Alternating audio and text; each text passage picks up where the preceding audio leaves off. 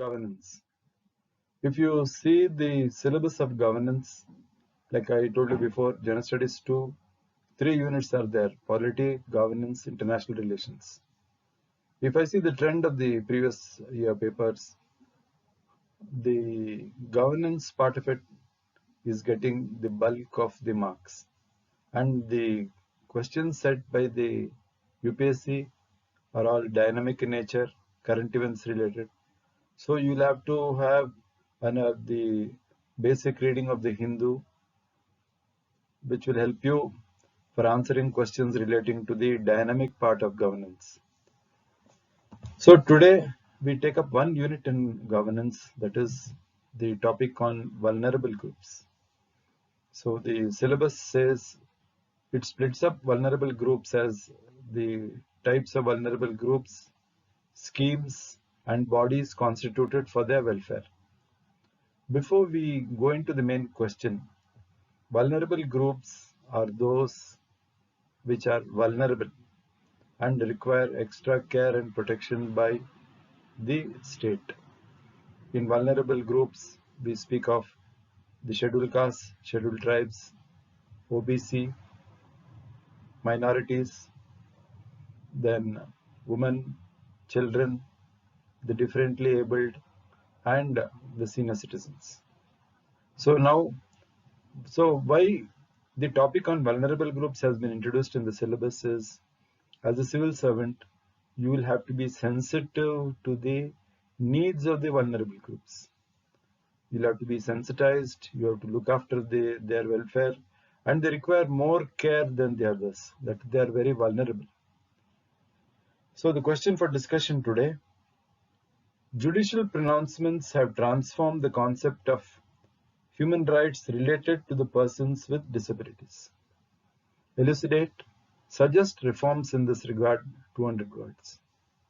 So in this, what I would like to point out is, see, we have a comprehensive act relating to the persons with disabilities. First we had the act in 95. It was subsequently amended in 2016. The 2016 act is the most comprehensive act on persons with disabilities, in the sense that the types of disabilities, see, earlier we spoke of the visual impaired, hearing impaired, then now, and orthopedically disabled. Now what happens, apart from the traditional forms of disabilities, now the act of 2016 has increased the number of disabilities, in the sense now there are 27 types, starting from acid attack to students with specific learning disability. So with this background, we go to the main part of the question: why should we have judicial pronouncements? Why has the judiciary to interfere again and again for the implementation of this act? So first I deal with the way the judiciary has helped in making pronouncements with reference to 4 areas affecting the persons with disabilities. See, the first thing, the act provides education. So in education, the act also speaks of facilitators, counseling, and all that. But what happens, many times the affected have gone to the court saying that the persons implementing the act, they have not implemented it properly. And say, if you come to the first part, education, user-friendly material, it is something which is still being developed. And now the trend is inclusive education. So a student with disability has to be kept along with the others. There is no point in segregating them. And in education, I also would like to speak of, see, now the 2016 Act has brought about a remarkable change, in the sense that earlier a visually impaired student could take the assistance of a scribe for writing the exam. Now the rules have been modified, obviously all this because of judicial intervention. Now the Say a student with specific learning disability. By specific learning disability, I mean the student is not comfortable with science and maths. Now, for a person with SLD, when he is taking the exam, now there is also a provision for a scribe, and the scribe is left to the selection of the student. So it could be that the scribe could be his own parent, it could be his mother, it could be his senior. So all this is an important innovation to help the people with disabilities enter the mainstream. Coming to employment. Now, employment. So what happens as regarding employment? There have been many judicial pronouncements. See, there's one judgment of the Supreme Court in early 2020, in which the Supreme Court has clearly said that the differently abled are socially backward. So just as how the SC and ST are socially backward and entitled to reservation in employment and education, the Supreme Court has said the persons with disabilities, they are also socially backward and entitled to benefits of relaxation in education and employment. This is a very revolutionary judgment of the Supreme Court, which is going to help the differently abled. Another related thing regarding employment, reservation and promotion. So reservation and promotion was originally limited for the scheduled castes and scheduled tribes. Now the Supreme Court has said you give reservation and promotion both where direct recruitment is concerned and promotion in the public sector units in all the categories, that is group A, B, C and D. So, and the Supreme Court also said that it told the government, don't bring in the Indira Sawhney case in this. Indira Sawhney case says reservation shall not exceed 50%. The Supreme Court says Indira Sawhney case is applicable only to the backward communities and not to the persons with disabilities. So these two judgments which were pronounced in the course of this year have really helped the persons with disabilities, and employment is a key factor in the empowerment and inclusion of persons with disabilities. So judicial intervention in the sphere of employment, you can quote these two judgments. The third thing where the judiciary is constantly prodding the government to perform is accessibility.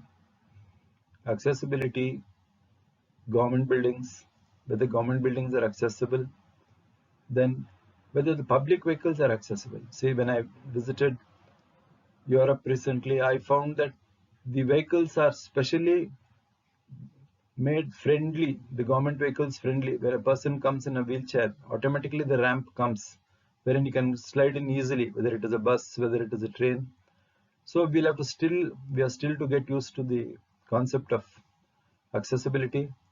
It is in a very low scale. So the Supreme Court is constantly monitoring its earlier judgments on accessibility. How far is a differently abled getting access to a government building, access to government services and public vehicles? Then public awareness. See, public awareness, the act was formulated in 2016. Many of them are not aware of the provisions of the act. So the Supreme Court has time and again brought to the notice of government that there should be sufficient awareness. See, just like how the RTI Act was popularized, similarly, the Persons with Disabilities Act 2016 requires a lot of advertisement. It requires a lot of propaganda. The provisions of the act, especially the penal provisions, were to sensitize the bureaucracy. All this have to be highlighted. This is public awareness. Then, what reforms? The question says, suggest reforms in this regard.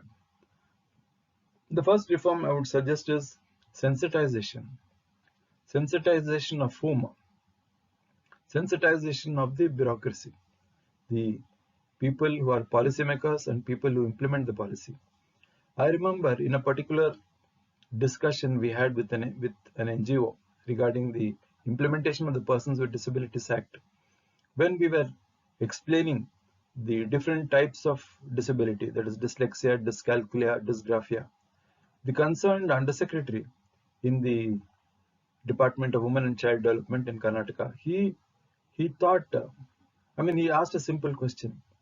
Sir, if the parents of the children who are having dyslexia, dysgraphia, dyscalculia come, is it a contagious disease? See, the person implementing the act is not aware of the provisions of the act. He is not aware that these disabilities are not a contagious disease. They have to be. This is not a contagious disease.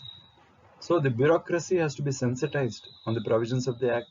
The bureaucracy has to be sensitized on the needs of the differently abled, and how they have to be given a special preference compared to the others. As I told you earlier, the differently abled are vulnerable. Removal of attitudinal barriers. This is another reform which is required. Attitudinal barriers, I mean the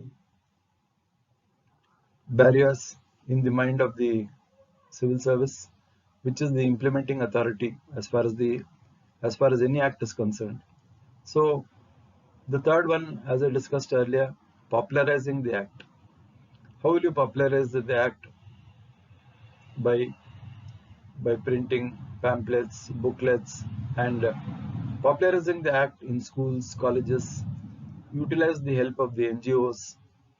See, the NGOs who are working in the field of disabilities, they have contributed a lot in the sense that they made concrete suggestions on the different types of disabilities which could be included, and this has benefited many.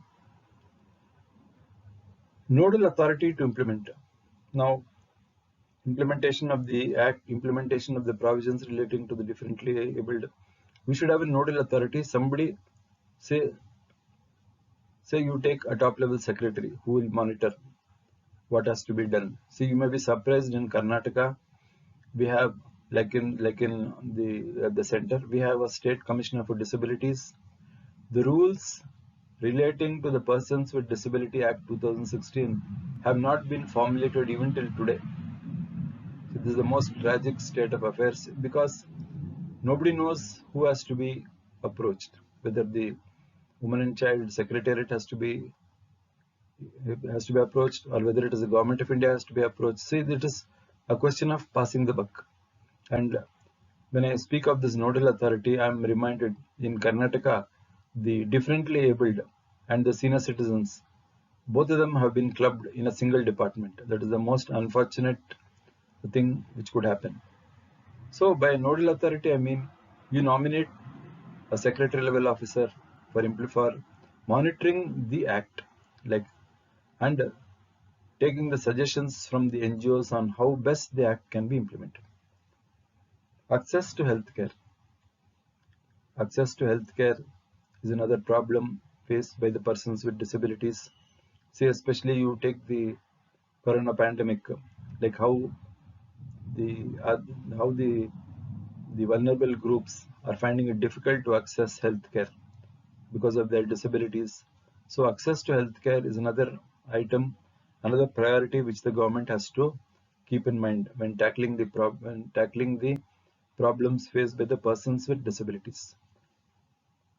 So this particular question on judicial pronouncements and the vulnerable groups, I started with the introduction of the Act. Then I've said how the judicial pronouncements have helped in education, employment, accessibility, and public awareness. Then I also suggested what reforms are required: sensitizing the bureaucracy, removal of attitudinal barriers, popularizing the Act, nodal authority for implementing the Act, access to healthcare. These are the reforms required for the proper success of the Persons with Disabilities Act 2016.